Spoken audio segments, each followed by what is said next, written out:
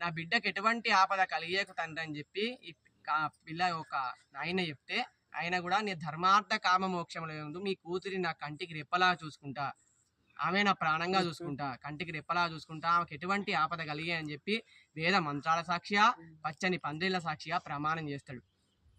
ధర్మార్థ కామ మోక్షములో ఎటువంటి ఆపద కలగాదంటే, ధర్మార్థ కామ మోక్షములు అంటే ఏంటి? ఒక యాగం చేసిన, ఒక హోమం చేసిన, భార్య పక్కన లేనిది దేనికి పనికిరాదు. ఒక పురుషుడు అన్నాక ఖచ్చితంగా గృహస్థ ధర్మాన్ని స్వీకరించాలి. ఒక పురుషుడు ఖచ్చితంగా వివాహం అనేది చాలా అద్భుతమైన ఘట్టం. గృహస్థ ధర్మాన్ని స్వీకరించినప్పుడే ఒక పురుష లక్షణం గృహస్థ ధర్మం అనేది. ఆడవాళ్ళైనా మగవాళ్ళైనా పెళ్లి చేసుకుని ఒక గృహస్థ ధర్మాన్ని స్వీకరించాలి. కాబట్టి ఎట్లా ఉండాలి? మా భార్యాభర్తలు చీటికి మాటికి లొల్లిపెట్టుకోవద్దు.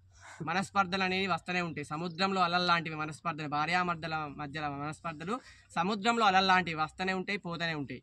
కాబట్టి మనం ఒకరినొకరు అర్థం చేసుకోవాలి. ఒకరు కొద్దిగా